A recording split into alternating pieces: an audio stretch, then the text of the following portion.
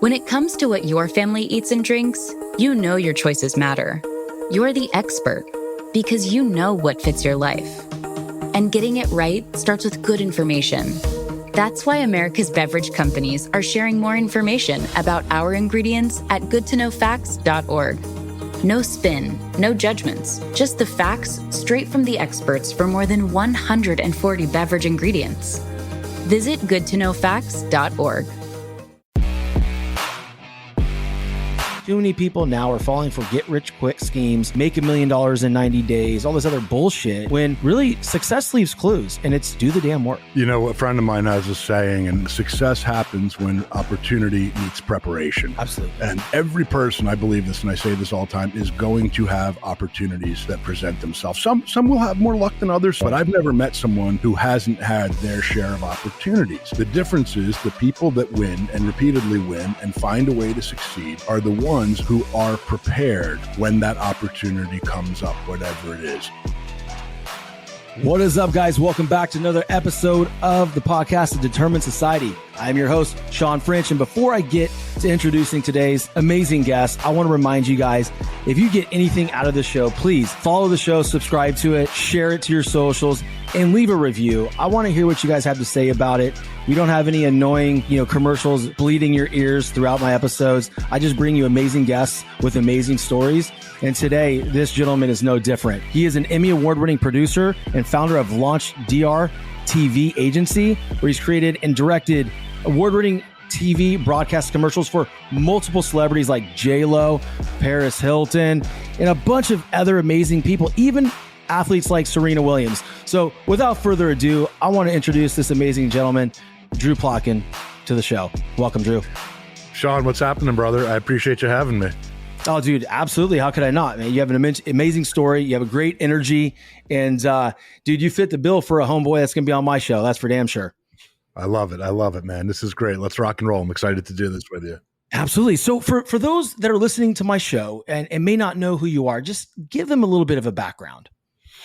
Man, that's a tough one. You hit, but how do I like your intro, man. You hit the interesting stuff. I mean, most of it, but right. Yeah. Well, I mean, one of the things that I'm super excited about is I have a book right now that is just coming out, and I know we're going to hit it here, called Under My Skin. And for better or for worse, that kind of takes people through my entire background from growing up as a kid in New Jersey and some very unusual life events along the way, all the way out with a couple of pit stops along the way, Reno, Nevada, Arizona, and then ultimately on to California, La La Land, where somehow ended up, as you mentioned, being a director in Los Angeles, owning an agency, and, a lot of times looking around being like, how the hell did I get here? For sure. But along the way was, a lot of things that will probably make people laugh, and certainly some things that may bring some tears. It's, a roller coaster of a book, but it's 100% true. I get into some really strange things. And the reason I wrote the book was because for quite a few years, a lot of people who knew me were like, man, too many weird things happen to you. You end up in too many strange, unusual, bizarre situations, none of which seem connected and are just, from here to here, And the book goes into, and we'll touch with them on this episode with you and your peeps out there. And then ultimately, obviously, one of the most exciting things leading up to launching Derm Dude, which is our men's grooming brand, and been unbelievably blessed with how that's been going in a short window of time. I give a lot of credit to my 6-year-old twins for teaching me how to use TikTok. I had no idea. And shortly after that little lesson, one of my very first TikTok videos, doing a little 30-second spiel to a friend who happened to be sitting right there. I didn't even realize we were filming, and he asked me about our products, and I explained why I started Derm Dude in about 30 seconds, and someone videotaped it and put it on our TikTok, and now it has over 5 million views, just that one little video. And since our TikTok has gone crazy, so thank you to my 6-year-old twins, and Daddy will never tell you to get off social media. So it's been that type of a crazy ride, brother. So anywhere you want to begin, it's your show, man. I'm here. Well, first of all, I'd like to say I'd like to speak to your 6-year-old twins, because I'm on TikTok and my videos suck. I'm great on Instagram. TikTok owns me, and I'm trying to find that Da Vinci Code to break. So they want to send some suggestions my way, please have them do that. You know what, man? Let me make the suggestion, because here's what happened. We'd had a couple of people in house, and again, we were a marketing agency, but we'd never done TikTok for other people, didn't know it. And we had a couple of smart people who were not necessarily TikTok experts, but marketing people. And the first handful of videos, some of them might even still be on the page if I didn't find them to take down. I mean, they would come back, oh, this person made that crazy weird sound and stood on one foot and it's trending. Go do that and let's film that. And stupidly enough, I even let myself, be talked into it a couple of times, and I was resistant and like, this just isn't me. Like, and I would say TikTok's not for me if that's what it is, because I didn't even know any better. And then really after we kind of went through that phase and I just stopped doing it altogether, I was just like, I'm not doing this anymore. Literally, it was my twins basically showing how simple it was to actually make something, record something, upload something, post it. And that's when I was like, I don't really need a team of social media experts or college degrees or whatever. And ultimately I have a young lady, I nickname her Youngster because she's like, I think early 20 something and has green hair. So I call her Youngster as kind of her office name, who does a lot of my social media. And she posted the video and the thing were like, 1 million overnight, 2 million like the next day, and then like 3 million after a week. And then, like I said, now that one video, I was like almost 5.5 million. And it's me sitting here talking for 30 seconds. And all of our videos that have done well, frankly, for us on TikTok, at least, or when I'm just being me, talking, there's a video on me talking about what I do for my beard, and, struggles I had. And I think the other day that one had 2.5 million views. And, so it's kind of like, and when someone tries to script you, or at least for me, it just doesn't work. I mean, I'm not very scriptable. I'm not very good at following direction. What can I say, man? I'm 50. It hasn't worked this far. It's funny you mentioned that, right? Because when I create my content and, when I do my podcast, I'm very unscripted. I'm unfiltered. If I'm feeling a curse word, I'm going to say it. And if I'm feeling like this certain energy that I'm going to put on camera, I'm going to put it on there, when I record my reels, I just met with a videographer the other day for the first time to do my reels. Like I normally do them with my iPhone and just put them out there, right? Just feel a thought and I roll with it. No script. And I met with him and he's like, hey, so do you want to look over your notes first? Like, can you see it? Can I see your notes? Like, what are we doing? And I'm like, the fuck are you talking about, man? Like, right. This is hard. Like, this is things. I'm like, I'm authentic. I'm going to feel something in my heart. Right. And I'm going to feel it, not just emotionally, I'm going to feel it physically. And you hit record. Right. And a lot of people don't get that. Yeah. That's just, I spent, a lot of years we talked about as a director in Los Angeles and worked with a lot of, extremely, high-end actors, actresses, people who had won big awards in the movie and film and TV industry. And, I never went to film school, so I wasn't quote unquote classically trained in that sense. And I think it was helpful because it made me much more organic. It made me more of a storyteller director than a technical director. And separately, what I have found myself in people I've worked with and directed, and also even films that I gravitate to watching, is when actors are far more organic. And there are certain actors that you will all the time hear about that, are ad-libbing or going off script and, certain methodology, versus there are other people that you'll work with. And, if it's not scripted to the letter, down to punctuation as to where to put the flexion, then it throws them. So it's really up to each individual. But I've always been drawn towards the organic, the unrehearsed, not the unprepared. There's a big difference between unprepared and unrehearsed. And you have to be inquisitive and you have to have passion and desire with anything you do. But for me, I'm the same way as you. I could not sit here and read a prompter. I know how to read prompter. Yeah. It's just anything that I've ever done reading prompter, I say, don't use that. It doesn't feel, oh no, you hit all the key selling points. I'm like, I don't really care. It's not just what you say, it's how you say it. It doesn't feel real. Man. It's not how I would talk to someone and say, I'm a guy with a bird tattooed on my middle finger. Just if people missed the first point when I put this finger up, I want to make sure they also see the bird. I like to be, pretty clear about what I'm trying to say. It's a really good point because, we've all worked with people that, if you're making videos or ads or whatever it is that you're doing, make sure you hit these selling points. I'm like, nah, man, these people are going to be buying me, not the selling points. If you have to have a selling point, then you're not, we're not hitting what we need to do here. Okay. Yeah. And, but no, I love it, man. I love how unfiltered you are. And you look at you, you're a big dude, all tatted up. But, I did my research on you, obviously, and you are one compassionate dude. You are a very soft spoken and real and amazing individual that has been through some shit. Right. Well, we all have, but yeah. Yeah. One thing that really interested me when I looked into you a little bit was, landing on death row twice. Can you tell the listeners a little bit about that? Because I'm selfishly wanting to know what the hell that means. Yeah, a little spoiler alert. It comes up in the book, but in the book, it's also a bit of a you kind of find out the humorous way about it. So it's true. I have actually been on death row twice, once in Florida and once in the state of Nevada. Having said that, now at the age of 50, and as you said, all tatted up and a big beard and 6'4", 240, 45 pounds, people look at me when I say, so I was on death row, and then I say, and I go, as a journalist doing interviews with people who were, and I never intended it to be this, humorous delivery thing, but the way it would come up, the very first, so the truth, first of all, when I was 16, believe it or not, I was in high school, and I was part of a creative program that was intended to let, more creative thinkers and learners have opportunities to kind of structure your own curriculum for outside projects.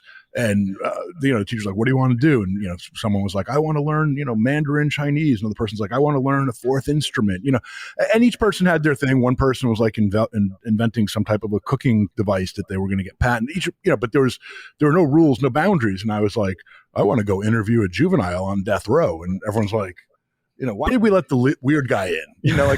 Looking back now, anyone in high school was probably like, I knew that dude was going to end up looking all tatted up and, selling ball products on a brand called Derm Dude. And, but for me, the simple part was I had recently read an article in some magazine at the time and was reading about that the United States, was one of the few countries, I think, along with Syria and Iran, that still executed minors, meaning if you committed a certain crime, usually a murder, a capital crime, while you were under the age of 18, you're a minor in the U.S., you could be convicted and then held until you were no longer a minor. You could be 20.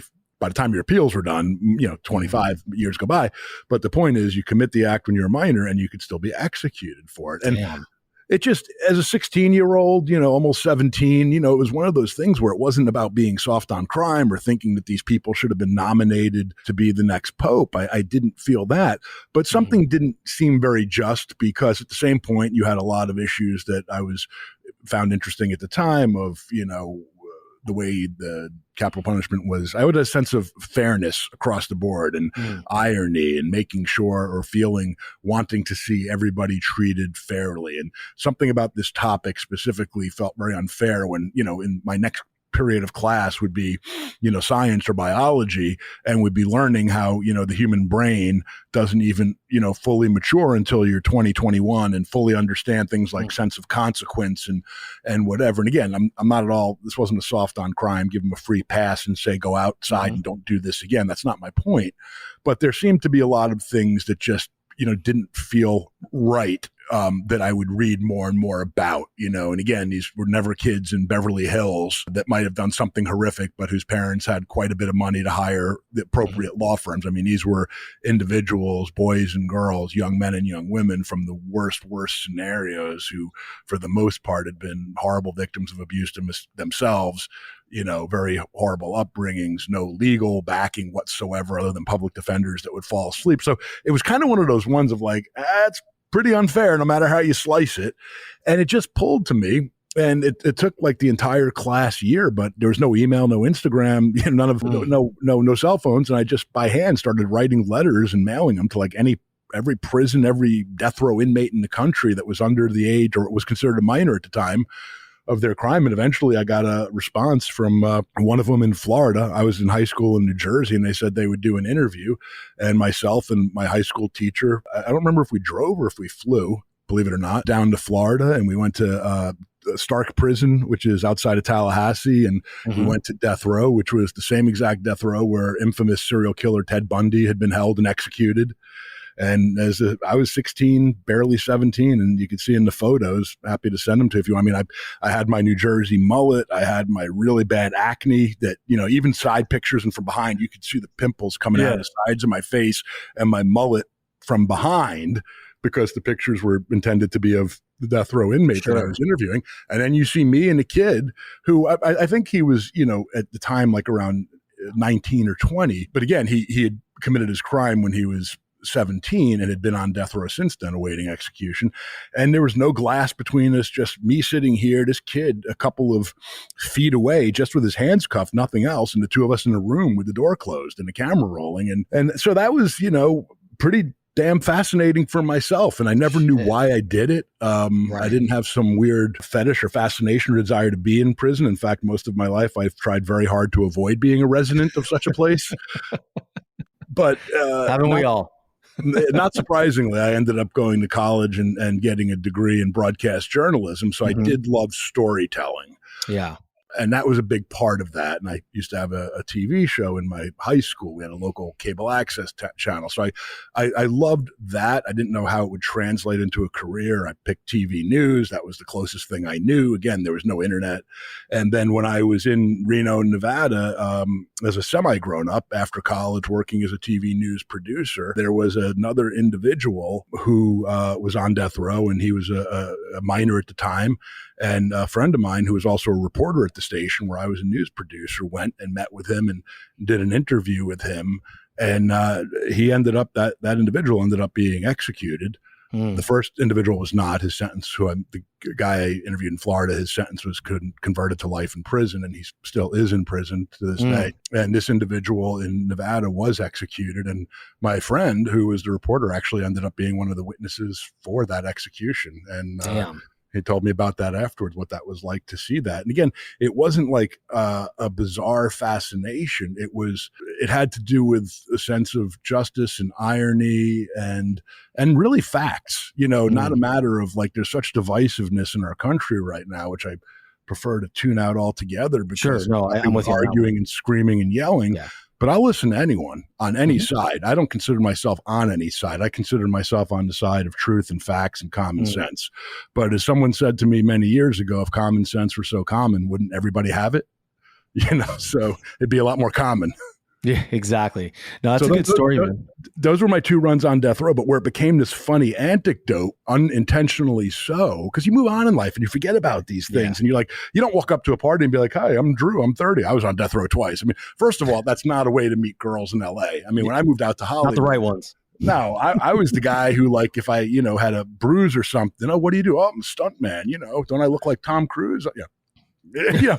You come up with better lines than I was on death row. That's not exactly a way to meet women, which was my main purpose moving out to Hollywood all those years ago as a young idiot. But where I started to realize that there was this funny misconception, and I think it coincided with the evolution of more tattoos and, growing a beard. And, I always worked out, but working out more as I got older, trying to fight time and age. And the first time I was at a dinner with someone who works with me, incredible person, big part of building the stuff that we do here and a part of Derm Dude.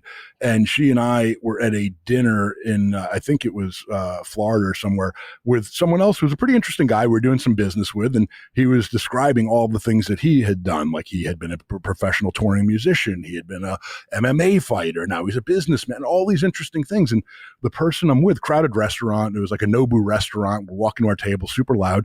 And, the guy's mind moves a million miles a minute, kind of like mine. And the person I'm with turns to him and goes, wow, you're a really fascinating individual. You've done a lot of interesting things.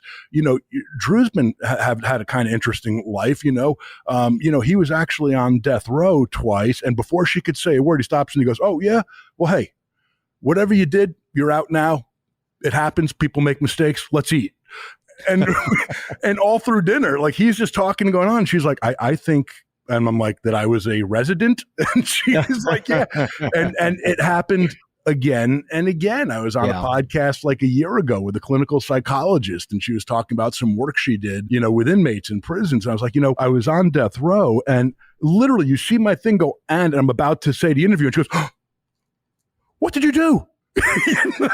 And I go, as a journalist, and you see her eyes like looking me up and down, like, and that's So when we funny, realized, man. So it's not to BS people, but it ended up Right. that's a spoiler alert for people who do read the book. I really love it. And I want to get to your book, but I want to highlight something because I feel like because I know this is exactly what my show's about. And people that tune in on a weekly basis find these little nuggets within conversations and they take them and they run with them in their life. You had mentioned to your teacher that you wanted to go visit, or interview teenagers or underage individuals on death row. And there wasn't social media back then. There wasn't really the internet. There wasn't really anything. And you hand wrote letters to inmates that were on death row, underage, throughout the whole country. So I want to highlight that because that is like being about what you say you want to do. It's taking real action and not being afraid of the work. And too many people now are falling for get rich quick schemes, make $1 million in 90 days, all this other bullshit, when really success leaves clues, and it's do the damn work. A friend of mine has a saying, and I don't know if he made it up himself or maybe it's a saying from someone famous that he just borrowed and repeated. So it's not my creation, but he's done very well for himself. And he has this mindset, which is success happens when opportunity meets preparation. Absolutely. And that equals success. And I believe it because every person, I believe this, and I say this all the time, is going to have opportunities that present themselves. Some will have more luck than others. Some will be in the right place. You can call it karma. You can call it God's sense of humor, whatever it is. There's no doubt that the world doesn't balance things in a 50-50 even split every time. It's not supposed to be that way. Right. But I've never met someone who hasn't had their share of opportunities. The difference is the people that win and repeatedly win and find a way to succeed are the ones who are prepared when that opportunity comes up, whatever it is. And they're not always looking at, well, if I do this today, what do I get in return today? Yeah. It's nice when that happens, but a lot of the biggest decisions and things you will do in life, certainly for me, are things that did not have a payoff the day I did them, the week I did them, not even the month I did them. I mean, for God's sakes, this book was supposed to take 3 months to write, and it took closer to 13 months. And as I was mentioning to you before we went on, I just got back yesterday. I was on NBC Live in Miami on Tuesday. I was on NBC in Tampa on Wednesday talking about the book.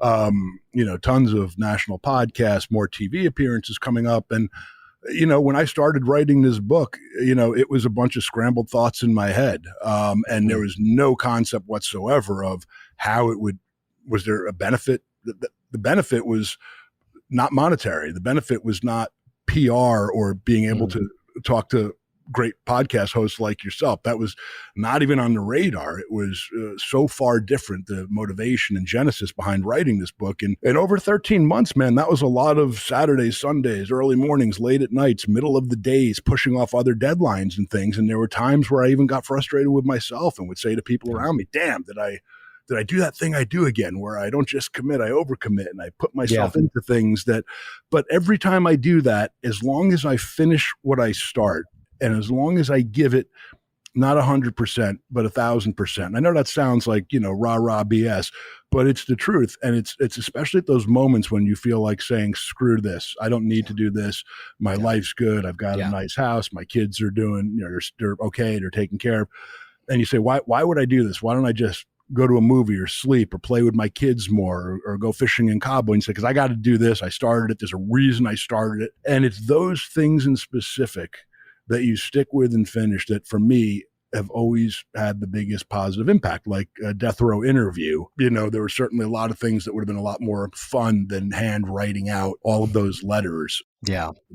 Better part of my junior year of high school. But it's incredible, man. I just want to acknowledge you for that because, the reality is, you've created a life that you could have just said, you know what, I'm going to go watch a movie with my kids. I'm not going to do this. I don't need to. I probably overcommitted, but that's your subconscious trying to kick in and say, hey, don't do this. The reality is you weren't doing it for the monetary gain. You weren't doing it to be on podcasts or anything like that. The real gain out of it is for mankind, right? It's providing something bigger out there for someone to pick up and read, because I would imagine there's a ton of things in there that people are going to read and really be able to apply to themselves, and it could change their life. You know, I like the way you said that I did it for mankind. It would be a little disingenuous or probably narcissistic if I said that. I like to think that I'm trying to help leave the world a better place than I found it. Some days I do a better job than others, Sure. but I really wrote this in many ways for me, the truth. I mean, it was very therapeutic. It was necessary. There's a lot of things. I mean, there's a lot of humorous moments in there because in many ways my life has been a comedy of wonderful things, funny, unique experience, a comedy of errors. So I'm self-deprecating. I'm more than willing to laugh at myself, but I often say if I didn't laugh at myself, I'd end up crying. So sometimes in life, those are your choices. There's a lot of very deep, serious things in this book. I mean, I talk about losing someone very close to me to suicide. I talk about that 3 of my 4 children experienced very near life deaths shortly after birth. A lot of things, and there is no funny side to those things, and I get very real about that in this book. And I think that's probably why I waited till age 50 to write this. And you know, people told me for years, people who knew me close to me, you got to write a book. There's just too many strange, a couple of years ago, me and a dear friend, it's a chapter in this book. We were on the border up in the tribal region of Omo Valley in Ethiopia. We were on the border of Kenya, Sudan, and Ethiopia, negotiating with tribal villagers carrying AK-47s and machetes. And they have a belief in this village, which is still common in a handful of Ethiopian tribal villages, not mainstream, not the main parts of the country, but in the remote tribal villages, where they practice something called mingi, which means they murder their own babies if they believe they're cursed at death. Wow. There's a whole chapter in this book about that. And, you know, basically if the baby's teeth grow in from the wrong direction versus if they believe it should come from the top or the bottom, I forget which, but if it comes in the wrong direction. Now, any dentist will tell you, and as we know, whether the teeth come in, yours may have come from the top, mine may have come from the bottom. Neither one of our parents, thankfully, were going to bury us in a ditch, throw us in the river, or coat us with honey and leave us for the wild animals to kill. But that is what happens in this village, in a couple of villages like that, in these far remote areas. And we'd heard about this. We were both adoptive parents from Ethiopia. We had some connections to villages, and we had connected with an amazing human being, Lale Labuko, a guy who's done TED Talks, and he's a true hero. And he rescues and negotiates for these children. And sometimes he is successful, sometimes not. But to this day, he raises 60 plus of these children that he has rescued in an orphanage outside the village and town. And he raises these children as his own and tries to save more and more. And so we connected with him. And I joke, but my buddy, Moody Alexander, is an amazing human in Texas and runs a charity called Ethiopia Smiles. You know, I joke and say a lot of guys do a guy's trip to Vegas or maybe, you know, Daytona. And I'm like, man, you and I did a guy's trip to one of the most dangerous parts of the world with, you know, 2, you know, white dudes, including one heavily tattooed, driving out to the middle of nowhere, surrounded by people who have rarely seen anyone remotely like us. It was very Nat Geo, National Geographic, you know, and I mean, it wasn't like you just hop on a plane and get there. You know, you land in the capital, you take another plane to the southern part of the country, then you take a bus on a long bumpy road, then you take another car to the outskirts village, and then your final step is going on like an off-road vehicle with a guide, and you get to parts like on the way up, I talk about it in the book, where we got to a river and the guide through the translators, like he's trying to figure if we can get across the river or not, and you know, because the water is running. So then he's basically through the translator says, hey, if we get stuck, everyone has to get out and push, or we could, you know. And that is what happened. Like we got stuck and everyone gets out and pushes the vehicle across the riverbed, and we get to the other side. And it dawned on me, because we're in the middle of nowhere now, heading further into nowhere. And I talk about this in the book because it's real. And I said to our translator, I go, wait a minute, I just had a thought.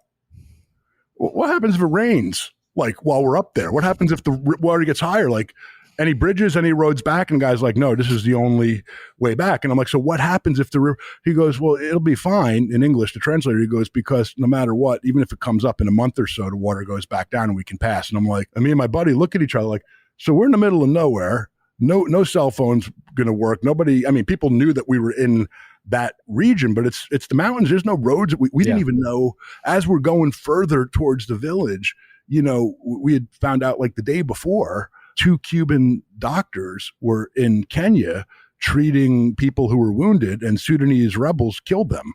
Oh, wow. Literally right where we were, because they were having tribal wars with Kenya, Sudanese rebels, and they didn't like doctors helping their enemy. So, because Ethiopia, Kenya, Sudan, and as you're going up, you don't know where the border is. I mean, there's no signs, there's no street names. I mean, there's nothing, there's a reason Bono wrote that song where the streets have no names. That was about Ethiopia when he was there during the famine. And now the capital and a lot of areas do have signs and street signs, but not in these remote villages. You don't see anything but dirt and dust. And so you don't know, like, have we drifted over into Kenya, Sudan? What if we didn't and they can't, So as soon as they said to us that a couple of doctors had gotten killed, well, my buddy was a dentist, and I just kept calling, hey, Dr.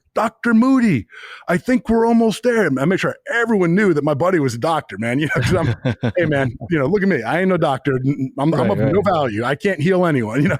He's like, shut up. That's the type of thing you do with your best friend. You joke, and we did. So we finally get to the village, and he definitely got me back. It was that Texas humor, but and we get there, and again, the women are all breastfeeding and tribal gear and different things, and little babies clinging. And, you see a lot of despair and sickness and sadness and lack of health and obviously sanitation. But this is the way they've been living for forever.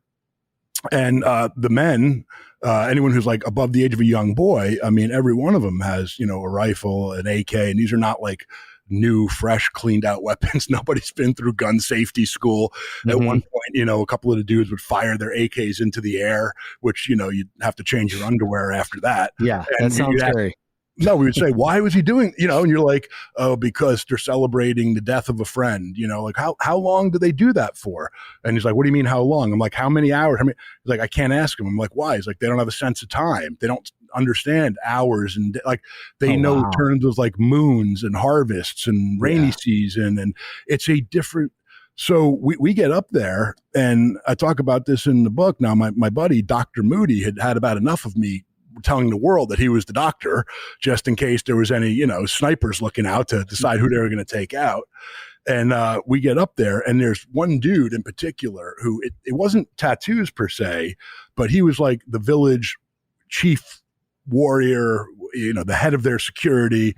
And he had all brandings, like scar brandings intentionally done that looked like with a knife and intentionally scarring, and all over his chest and his arms. And, we took pictures and stuff. So that was his version of tattooing. And we asked what those were for. And the translator said, oh, those are his markings. Each time he is killed for the village, defended the village, or killed for the village against other villages, other intrude, whatever it was, so that those scars are a badge of honor, which are kind of like their tattoos. So, of course, at that point, my friend Moody tells the translator, well, my friend Drew has tattoos. He's a big warrior in the U.S. He wants to challenge the head of the tribe in combat. That's safe. And the dude's like starting to try. I'm like, no. No. We're not doing that. Not here for that. And the dude's sitting there. I'm like, so I give him credit, and I talk about that in the book. He definitely got me back for the whole doctor thing. So I let the doctor thing go after that.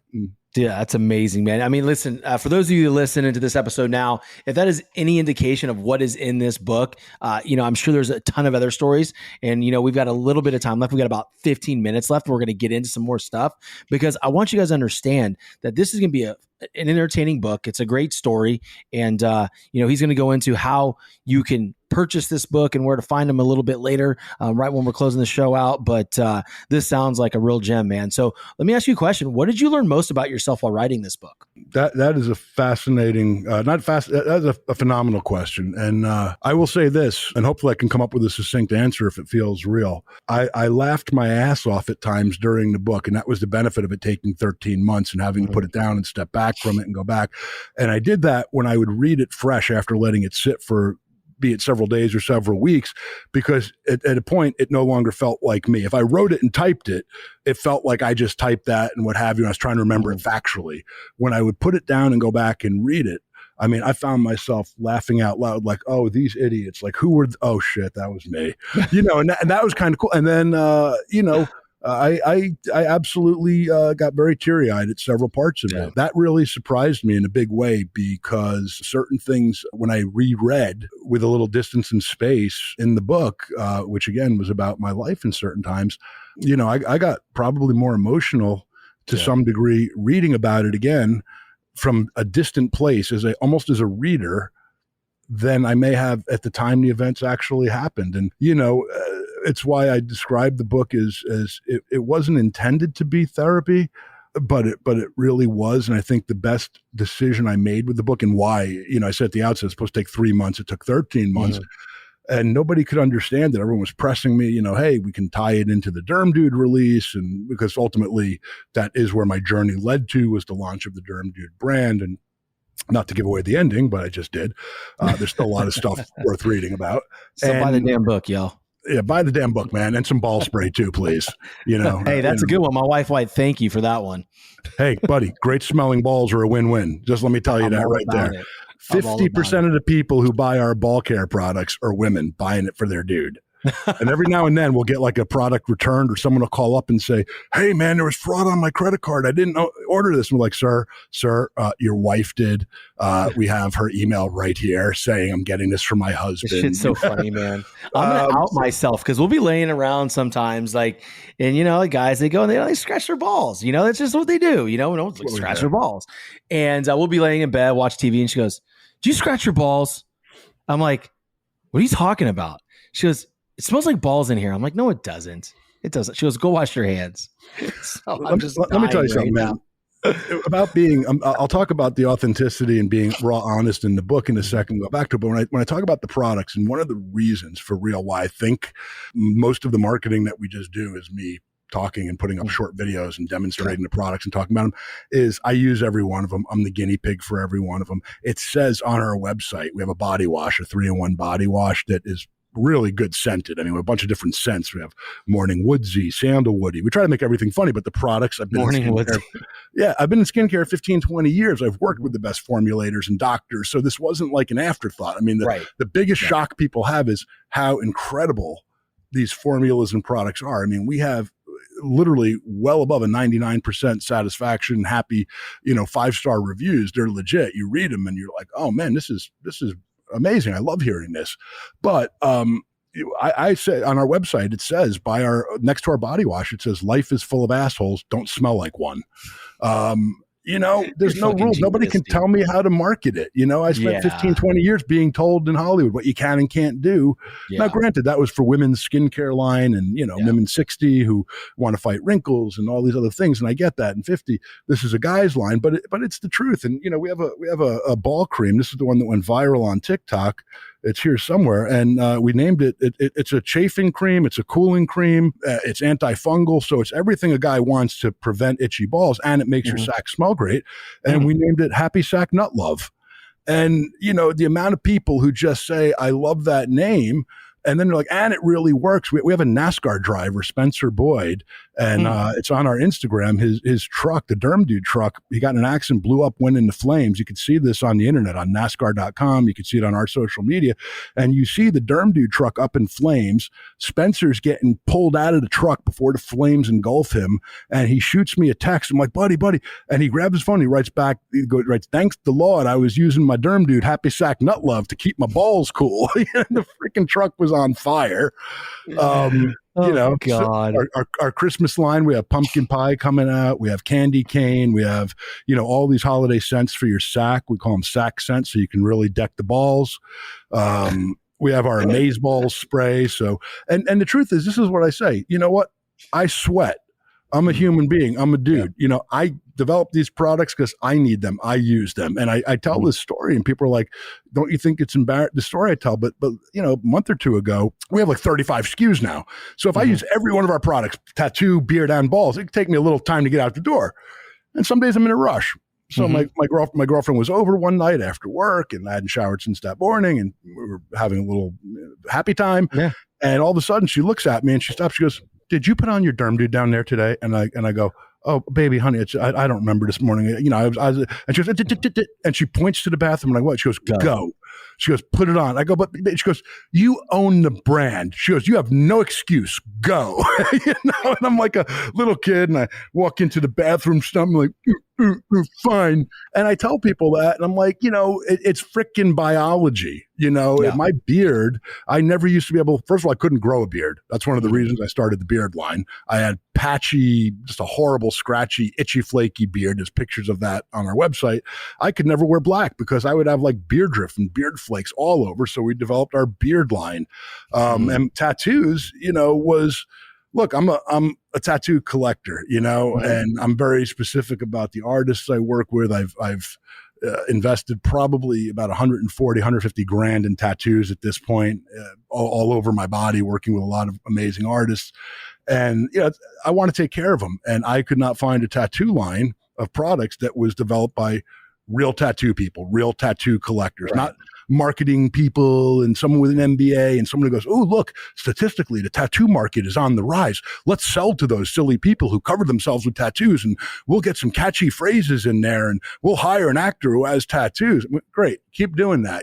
I think people are a lot smarter than that. And I think, Derm Dude is proof of that. And that's what I love about that. It just worked out that we don't have a pitch. Our pitch is me speaking the truth to people, that I was in skincare for close to 20 years, developing and working on brands and that many people have heard of and their wives have bought from. We sold over $1 billion in products for other people's brands. And then, decided to develop Derm Dude for me, a 50-year-old dude with tattoos, a beard, and last time I checked, a pair of balls still intact. And I wanted to make it as legit, and I didn't want anyone telling us what to do, what not to do. We trust our formulators, we test our products, we work with the best labs imaginable. We spare no expense. We don't do any of the games of fairy dusting light amounts of ingredients just to say they're in there. We use the best ingredients that we research. I test it doesn't matter. The product can be approved, tested, and good to go on every level. When I use it, if I don't love it and think it's a 10 out of 10, we don't sell it. We don't put it out. We have one product in particular where we have about $35,000 of brand new inventory, and we will dump that. We were looking at maybe donating it. It came out the wrong way where it works great, but from a functional point of view, it's great. It's great from the texture, the feel, the look. It's not a 10 out of 10. It's probably a 7 out of 10. By the time all was said and done, we missed the final check on our end to really, make sure. And I just said, I'd rather eat it. And as a startup, we don't have 35 grand to throw away, but I don't want someone to come in and try something and have an okay experience. I want to keep getting the letters and emails I get every day from people who say, holy blank, this ball wash, I'm not itching anymore. My wife loves it. My girlfriend comes over more. My girlfriend stays over more. My beard's not itching anymore and flaking. I can wear a black shirt again, or I was able to grow a beard finally. And my tattoos are healing well. And my tattoos look new again. And that stuff, man, that floats me, man. I'm like floating off the ground reading that stuff every day. That's interesting. And I love it. And before we land the plane, I want to really talk about that, because there's a word that I want the audience to really just grab onto when they're listening to that story. It's called integrity, right? So like you said, you don't have the $35,000 as a startup just to throw away and start all over. But the reality is you have a brand and you have a product. And if it's not in, alignment with what your brand is, you can't put it out. That's right. What would you say to somebody out there right now that may be listening that is struggling with that right now? Doing the right thing. And I thought of this myself. And it's ironic that even though I'm 50 and have been in business for myself all these years, when you own every aspect on it and every decision every day is coming in your pocket or going out of your pocket, no matter what, even when my agency that I owned employed 45 people and we were doing, tens of millions of dollars a year in gross revenues, the decisions that I make now each and every day have so much more impact and meaning. And that's when you sit there and say to yourself, the difference between right and wrong does not know the dollar value. And if you're going to put a dollar value on right and wrong, meaning, okay, I would do it the right way. Oh, but it's going to cost too much. So that's going to, it's just not practical. I would have loved to have done the right thing, but and that's what I really try to do and hold myself and the brand accountable to. And that example of the inventory that we won't use. And it's, I said to myself, well, if it was $500, it'd have been a no-brainer decision. Mm-hmm. It was $35,000 that we'd spent that, and arguably we certainly can sell it. I mean, a specific example, so it's not, mythical, is that a specific cream-based sunscreen that we had ordered, and I had this idea that I wanted it to be the ultimate blocking thing for tattoos, snowboarders, surfers, and the very final batch that we ended up approving, and we made some clerical mistakes, had too much zinc and it, very protective. I still use it myself because I want such coverage, but it doesn't really rub in as clearly as it should. It takes a little longer, it takes a little more time. This one that we're not selling, to get it out. And I felt that the average consumer wouldn't want that. Instead, we have an invisible sunscreen that you spray on. It soaks in instantly. You never see any white, and it still protects, and you don't have to rub in the white stuff. So this was just far too much effort and time to absorb. But so what I ended up doing was I've been donating it to a doctor I know very well who treats skin cancer patients.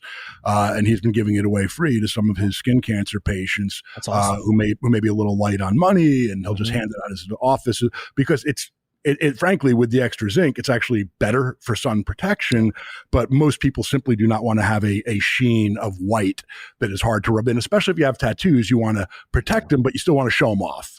Exactly. But again, at the time, and we're not making any money on that. We're obviously giving it away. Mm-hmm. But my point is that, it still didn't take long to decide that this just is, I'm not going to sell something and disclaim it and say, oh, well, here's why it doesn't rub in well, but try this other product next time. It just, Yeah, no, that's not cool.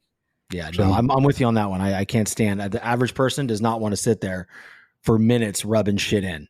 Like it's, get it and go. So no, I appreciate that. I want to ask you a couple more questions, and they're very important ones. Where can the audience find this book, and how quickly can they find the book? I love it. So if you look over my shoulder, you see on the wall, it says, I'm going to lean this way, Derm Dude, DERMDUDE. Derm is in skin, dude as in dudes like me and you. If you go to dermdude.com, right now, that is the best place because we literally got our very first batch of actual books just the other day. Like I think yesterday, I got back from Florida and there was a stack here. We've sent out a bunch today. I've been signing the first copies. We still have a small amount left, but we have another shipment coming in next week. Our official launch is November 8th, and then it will be available on Amazon as well as our website, and it will be paperback, hard copy, and ebook.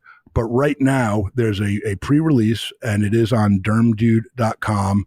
And for tattoo people, even though the book's a lot more than about tattoos, the first people who actually order on dermdude.com, the book Under My Skin, we're also including our free tattoo aftercare, which is called Nuclear Bomb, BALM.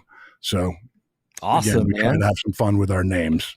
I love it, dude. I love it. That's it, dude. Under My Skin, dermdude.com, man. Rock and roll. Well, I'm going to have to be going to your site for other shit too. So, I mean, I'm going to hit you up for sure. But I think the most important question for me, before we end the interview is, how can I best support you, man? That's another great question, man. I'm loving you, Sean. You're a good dude, man. Let's do this every day. Hey, bro, let's go.